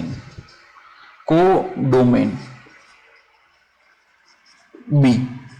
क्या लिखा, many elements of domain A having relation with the same element of codomain B, यानी डोमेन ए के मैनी एलिमेंट्स का codomain के एक ही element से relation है, इसलिए so this is not a onto और सर्जेक्टिव फंक्शन। ये लाइन आपको लिखनी पड़ेगी, इसमें इतना ही करना है। अगर ये होता तो अपन इसका एक्सप्लेन भी करते भाई क्यों है, पूरा अपन वो जो स्टार्टिंग में पहले क्वेश्चन में किया था वैसा इसमें भी करते। अब देखिए क्वेश्चन नंबर इसका 4th है, सेकंड का। क्या दे रखा है, fx is equal to X cube, n से n में इसका रिलेशन अपन को बताया, यानी नेचुरल नंबर 1 से लगा के, नेचुरल नंबर कौन से होते हैं आपको पता ही होगा, n मतलब 1 2 3 अप टू सारे पॉजिटिव और इंटीजर नंबर। तो अब इसके अंदर ये सारे नेचुरल नंबर हो गए। अब एक्स क्यूब, देखो इनपुट भी हमको यहीं से लेना है, आउटपुट भी यहीं पे मिलना चाहिए, तो इसमें 2 सेट बनाते हैं हम, 1 2 3 4 5 6 7, ठीक है। अब यहां पर 1 2 3 4 5 6 7 8 9 10 और फर्दर आगे चलता जाएगा कहां तक, इन्फिनिटी तक, इसी सेट के अंदर है। ये ए दे रखा है और ये सेट बी दे रखा है। अब देखो जब यहां से अपन वैल्यू उठाएंगे, एक्स की वैल्यू 1 पुट करेंगे, यानी f1 में जैसे ही 1 पुट करेंगे तो हमारा आंसर क्या आएगा, 1 का क्यूब 1। तो देखो 1 किससे रिलेशन में हो गया, 1 से। f यहां पे पुट करेंगे 2 2 2 4 4 2 8, यहां पे हमारे पास क्या वैल्यू मिलेगी, 8। जैसे ही हम पुट करेंगे 3, तो 3 3 9 और 27, तो 3 जो है वो किसी यहां पर कहीं 27 होगा, उससे जाके जुड़ जाएगा। तो अब आप ही बताइए क्या होगा, ये इस एलिमेंट, ये सारे के सारे, इनकी क्या सिंगल हमारे को इमेज मिलेगी, हाँ बिल्कुल इनकी सिंगल इमेज बनेगी। देखो सबकी अलग अलग, 4 की बनेगी 64, 5 की बनेगी 125, 6 की बनेगी 216, इस प्रकार सभी की जितने भी नंबर है, क्योंकि 1 से स्टार्ट करना है, नेगेटिव नंबर तो लेने नहीं है, तो यहां पर सारे पॉजिटिव की इंडिविजुअली अलग अलग इमेजेस बनेगी। तो ये एक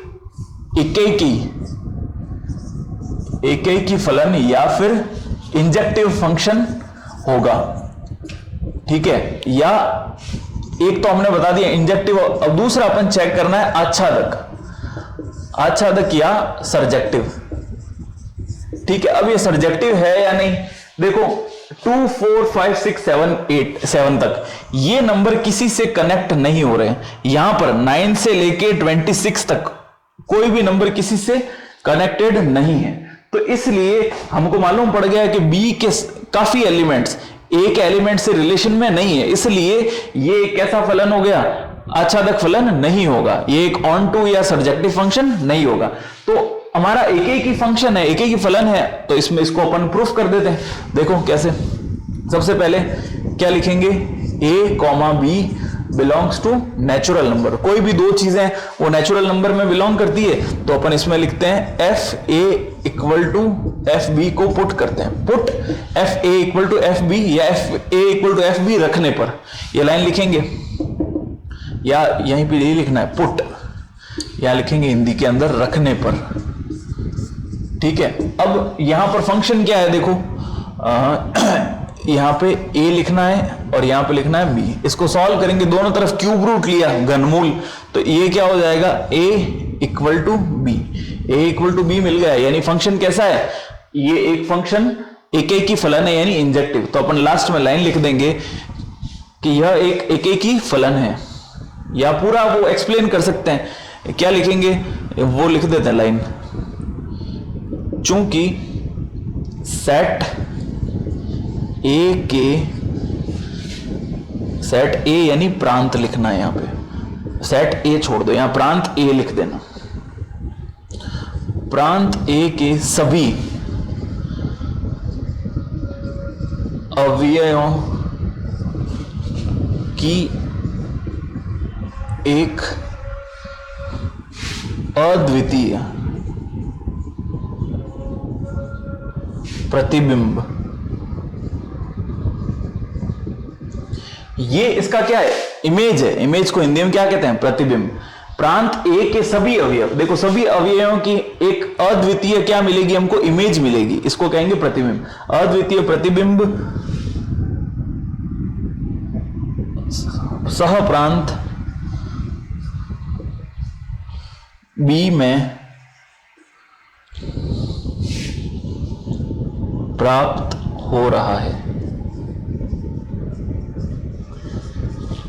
इसको ऐसे भी लिख सकते हैं कि प्रांत ए के सभी अवयव प्रांत बी के सभी अवयव से एक में ही संबंधित हैं, इंडिविजुअल व्यक्तिगत रूप से अलग अलग संबंधित हैं, ऐसा भी लिख सकते हैं। या बी में अद्वितीय, अद्वितीय का मतलब कोई दूसरा नहीं, एक से सिर्फ एक ही प्राप्त हो रहा है, अतः यह एक एकेकी फलन होगा। इंग्लिश में क्या लिखेंगे, since all the elements of range A having the unique मतलब एक ही unique image into the codomain, codomain के अंदर उसकी जो एक यूनिक इमेज है, एक की इमेज 1, 2 की इमेज 8, 3 की इमेज 27, 4 की इमेज 64, तो इस प्रकार इनकी जो इमेज है वो कैसी है, यूनिक है, एक की एक ही है। इसलिए ये किस प्रकार का फंक्शन होगा, ये हमारा एकेकी फलन होगा, यानी इंजेक्टिव फंक्शन होगा। अब चेक करेंगे आच्छादक फलन यानी सर्जेक्टिव फंक्शन के लिए, तो सर्जेक्टिव तो हो नहीं रहा, तो अपन को सिर्फ एक भाषा लिखनी है, वही भाषा जो कि पिछले प्रश्न के अंदर लिखी थी। क्योंकि बी के यानी सह प्रांत के प्रत्येक अवयव की प्रांत ए में पूर्व प्रतिबिंब नहीं है, यानी ऐसा लिख सकते हैं बी के सभी अवयव ए के सभी अवयव से पूरी तरह से संबंधित नहीं है, अतः यह आच्छादक फलन नहीं होगा। वो जो पिछले क्वेश्चन के अंदर लिखा था वैसा वैसा आपको इसमें भी लिखना है, और इतना करने के बाद ये क्वेश्चन कंप्लीट होगा। अब देखिए क्वेश्चन नंबर 2 का 5th पार्ट हम करते हैं, fx = x³ z से z के अंदर। तो इसमें क्या होगा, वही हमको दोनों चेक करने हैं। तो z मतलब इंटीजर वैल्यू लेनी है हमको, ठीक है। तो सॉल्व करते हैं, देखिए इसको -∞ से प्लस का ∞ तक इनके बीच के नंबर लेने हैं, और क्यूब चाहिए। तो जैसे मान लो -1 -2 -3, सॉरी ऊपर से शुरू होगा ये छोटे नंबर, -3 -2 -1 0 1 2 3 अप टू आगे चलते रहेंगे नंबर ∞ तक, ठीक है। अब हमको आगे इसका दूसरा सेट बनाना है। दूसरा सेट क्या है, -∞ से नंबर चलते जाएंगे। अब यहां से मान लो माइनस का क्यूब करते हैं तो 3 का होगा माइनस का 27 के आसपास, और फिर कई नंबर आएगा, इसका नंबर बनेगा देखो -2 का 2 2 4 2 8, 1 का बनेगा 1 ही रहेगा, तो और नंबर चलेंगे, यहाँ पे आएगा 1, 0 का क्या रहेगा 0, फिर अब इसमें भी नंबर होंगे 1 2 3, आगे जैसे 1 का बनेगा 1 हो गया, 2 का बनेगा 8, 4 5 6 7 8, फिर आगे 3 का बनेगा 27, और कहां तक चलेगा ∞ तक। ये इसके अंदर ही समझना, थोड़ी जगह की शॉर्टेज है। तो दो हमारे पास सेट है A और B। अब देखो इसको समझते हैं, ठीक है।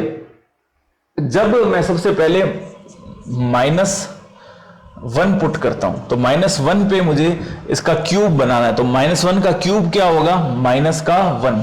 तो देखिए -1 इस प्रकार कनेक्ट हो गया। अब मैं रखता हूं यहां पर +1, तो मुझे क्या मिलेगा 1, तो 1 के लिए ये हमारा 1 मिल गया। अगर मैं रखता हूं 0, तो 0 के लिए मुझे क्या मिलेगा, 0 मिलेगा। अब अगर रखता हूं मैं मान लो कोई भी और 2, तो 2 का मुझे क्या मिलेगा 8। यहां पे रखता हूं माइनस का 2, तो मुझे क्या मिलेगा माइनस का 8। तो देखो माइनस के 2 को माइनस का 8 और 2 को 8। तो यानी ये क्लियर हो गई चीज इसको देखती कि ये 1 1 फंक्शन तो है, यानी एक ही फलन तो है, इंजेक्टिव फंक्शन तो है। क्यों? क्योंकि इंडिविजुअल एक के लिए एक से ही जुड़ा हुआ है। ठीक है, 1 का 1 से, 1 का 1 से, 1 का 1 से, 1 का 1 का 1 से, 1 का 1 से। तो एक फंक्शन, एक एलिमेंट ए का अगर बी के अलग अलग एलिमेंट से जुड़ा हुआ है, ए खुद का खुद से संबंध है, एक का किसी दूसरे से ही संबंध है, दो से नहीं है। ठीक है ना, एक का एक ही से संबंध है, तो वो कैसा होगा, एक ही फलन होगा। और अब चेक करते हैं किसका, आच्छादक यानी ऑन टू यानी सर्जेक्टिव फंक्शन के लिए। तो सर्जेक्टिव फंक्शन में क्या होगा कि सारे एलिमेंट बी के कवर होने चाहिए। तो देखो यहां पर स्पष्ट दिखाई दे रहा है ये वाले कवर नहीं हो रहे। यहां पर ये -8 से लगा के 1 तक के जो -1 तक के जो एलिमेंट्स है ये भी कवर नहीं हो रहे। तो यानी ये एक ही फलन तो होगा, ये एक ही या इंजेक्टिव फंक्शन तो होगा, लेकिन आच्छादक फलन नहीं होगा, आच्छादक या सर्जेक्टिव फंक्शन नहीं होगा। आगे बात समझ में। अब इसको एक ही फंक्शन है तो इसको एक्सप्लेन कर देते हैं। देखो सबसे पहले क्या लिखेंगे हम, a, b belongs to z। ठीक है, अब पुट क्या पुट करना है, fa equal to fb, fa equal to fb ये पुट करना है। तो अब फंक्शन में यानी यहां पे पुट करते हैं a cube is equals to b cube, यानी क्या हो जाएगा a इक्वल टू b, दोनों तरफ घनमूल लेते हैं, क्यूब रूट लेने पर आंसर क्या आएगा a equal to b। Last में लाइन क्या लिख देंगे, a इक्वल टू b मिला, इसलिए फंक्शन कैसा है, एक इंजेक्टिव फंक्शन है, एक ही फलन होगा। या एक वो भी लाइन लिख सकते हैं जो पिछले क्वेश्चन के अंदर लिखी थी, क्योंकि प्रांत a के सभी अवयवों का संबंध सह प्रांत के सभी अद्वितीय अवयव से। अद्वितीय लिखनी लाइन बहुत जरूरी है। प्रांत ए के सभी अवयवों का संबंध सह प्रांत के अद्वितीय अवयव से। एक का एक, अद्वितीय यानी कोई दूसरा नहीं, एक के लिए एक। इंग्लिश में इसको लिख सकते हैं, all elements of range A having in relation with unique element of codomain B. समझ में आ गई बात।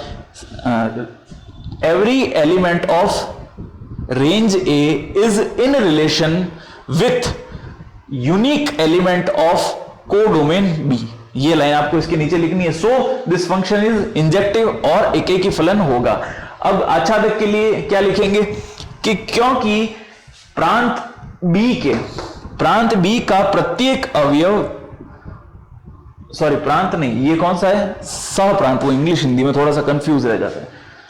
सह प्रांत B के सभी अवयव प्रांत A के सभी अवयव से जुड़े हुए नहीं है, संबंधित नहीं है। या इंग्लिश में क्या लिखेंगे, all elements of codomain is not in relation with domain, so this function is not A surjective function और ऑन टू फंक्शन। अतः यह एक आच्छादक फलन नहीं है। वही लाइन लिखनी जो अपन ने स्टार्टिंग के अंदर इसमें लिखी थी।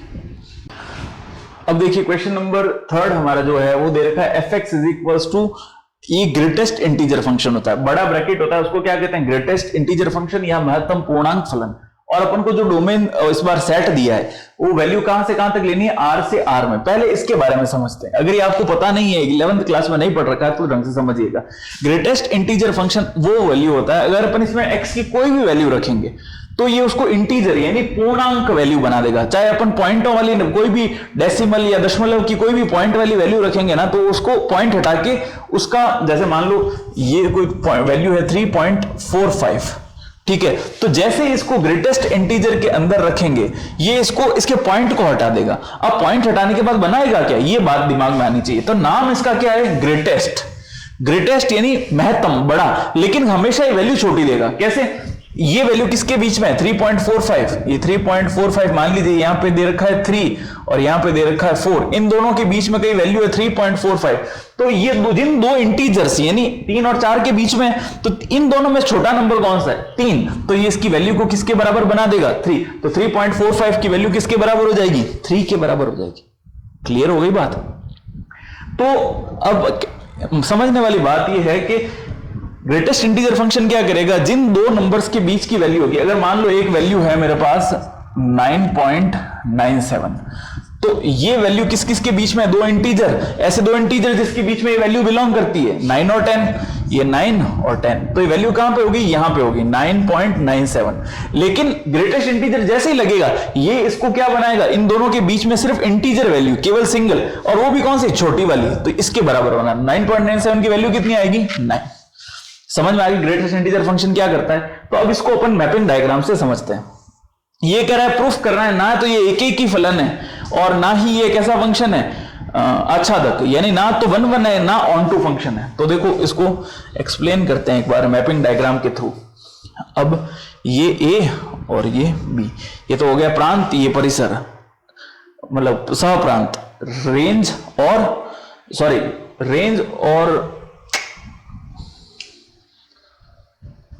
ये हो गया प्रांत, ये परिसर, ये हो गई डोमेन, ये हो गया कोडोमेन। अब देखो इसको समझते हैं। माइनस इंफिनिटी से कोई भी नंबर, जैसे ये सारे रियल नंबर है तो इसमें पॉइंट्स वाले नंबर भी ले सकते हैं। जैसे मान लो यहां पे आएगा कुछ भी नंबर अप टू, ये मैंने लिया 1.24, यहां पे लूंगा मैं 1 और यहां पे लूंगा मान लीजिए 1.38, फिर यहां पे आ गया नीचे थोड़ा सा कुछ भी नंबर हो सकते हैं, फिर यहां ले लिया मैंने 2, कुछ भी, यहां भी माइनस इंफिनिटी से कुछ भी नंबर्स होंगे और फिर आएगा 1 2 3 4। छोटा सा एग्जांपल से चीज क्लियर हो जाएगी। देखो 1.24 जब यहां पे पुट करेंगे, यानी ग्रेटेस्ट इंटीजर के अंदर क्या लिखेंगे 1.24, तो आंसर क्या मिलेगा 1। ये होगा 1.38, तो इसका भी आंसर क्या मिलेगा 1। अगर 1 लिखता हूं तो इसका भी आंसर क्या मिलेगा 1। ये तीनों रखने पर आंसर मुझे क्या मिल रहा है 1। तो देखो 1.24 के लिए भी 1 है, 1 के लिए भी 1 है, 1.38 के लिए भी 1 है।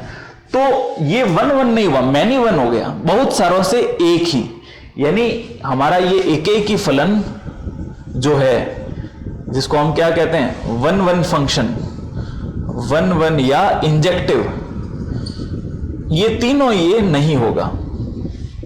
इंजेक्टिव 1 1 और एक ही फलन ये नहीं होगा, क्योंकि एक के लिए केवल एक यूनिक, एक अद्वितीय प्रतिबिंब होना चाहिए, इमेज होनी चाहिए थी, लेकिन यहां पर बहुत सारों के लिए एक ही मिल रहा है। तो ये एक ही फलन या 1 1 फंक्शन या इंजेक्टिव फंक्शन नहीं होगा। एक बात क्लियर हो गई। लाइन वही लिखेंगे जो पिछले के अंदर लिखी थी कि प्रांत ए के बहुत सारे अवयवों के लिए केवल एक ही प्रतिबिंब या एक ही अवयव जुड़ा है किससे, सह प्रांत बी से, इसलिए यह एक ही फलन नहीं होगा। Since many elements of domain A is in relation with single element of codomain B, that is why it is not a injective function. ये लाइन आपको लिखनी पड़ेगी। अब चेक करते हैं आच्छादक फलन है या नहीं, ठीक है ना। तो अब इसमें से कोई भी नंबर होगा, उसके अंदर जैसे मान लो इसको ये सारे कवर हो गए, अब इसमें से कोई भी नंबर होगा 2 2.3 3.2, उसमें सारे इसके तो कवर हो ही जाएंगे, 2 भी। तो अब इसको लिखना कैसे है वो देखते हैं। देखिए इसको आच्छादक फलन को जब चेक करते हैं तो आच्छादक, अब देखिए इन तीनों के लिए वैल्यू क्या देगा 1। अब मान लो मैं यहां पर वैल्यू रखता हूं 2.24 2.12 और एक वैल्यू सिर्फ 2 ही ले लेता हूं, चलो। तो 2 का ग्रेटेस्ट इंटीजर फंक्शन क्या होगा, वो 2 ही होगा। 2.24 का ग्रेटेस्ट इंटीजर फंक्शन क्या होगा, 2 ही होगा, और 2.12 का भी 2 ही होगा। तो देखिए यहां पर ये तीनों जो है वो 2 से रिलेशन में होंगे। तो 1 और 2 के बीच में भी तो बहुत सारे नंबर होंगे, 1.2 1.3 1.4, ये भी तो यहां पे होंगे। देखो मान लो ये यहां पे आपको एक्सप्लेन करता हूं प्रॉपर। ये मान लो यहां पर 2 है, तो 2 के लिए भी 2 ही होगा, 2.24 के लिए भी, और 2. इसके जो भी है, ये 2 नहीं बड़ा नंबर है तो यहां पे 3 कर देते हैं। 2.32 के लिए भी 2 ही है, तो 1 और 2 के बीच में भी तो बहुत सारे रियल नंबर होंगे। कौन कौन से? 1.2, 1.3, 1.4, ये कहां जाएंगे? इनके लिए भी कोई भी पूर्व प्रतिबिंब यानी प्री इमेज नहीं होगी। समझ में आ गई बात? यानी सेट बी के जो काफी सारे एलिमेंट्स ऐसे होंगे जो कि सेट ए के सारे एलिमेंट से इन रिलेशन में नहीं है, इसलिए ये फंक्शन एक आच्छादक फलन भी नहीं होगा। आई बात समझ में? क्योंकि यहां पर सारी वैल्यू कैसी आएंगी? ये जो ग्रेटेस्ट इंटीजर वैल्यू यानी केवल पूर्णांक संख्याएं, ये वाली, ये 2, ये वाली, आगे जाएगा 3, 4, केवल पूर्णांक संख्या इंटीजर फंक्शन ही होंगे। बाकी पॉइंट वाले जो नंबर्स होंगे वो इसमें जुड़ेंगे नहीं सेट ए से। तो इसमें भी क्या लिखेंगे? Since all elements, since many elements of codomain B are not in relation with set A or domain A, since many elements of codomain B is not in relation with domain A, that is why this function is not onto or surjective function। क्या लिखेंगे हिंदी के अंदर? क्योंकि सहप्रांत B के बहुत सारे जो अवयव हैं वो प्रांत A के अवयव से संबंधित नहीं होंगे, अतः यह फलन जो है वो एक आच्छादक फलन नहीं होगा। It is not A surjective function. ये लाइन आपको इसके अंदर लिखनी पड़ेगी। समझ में आया आपको? अगर वीडियो पसंद आता है तो प्लीज इसको लाइक कीजिएगा और शेयर जरूर कीजिएगा।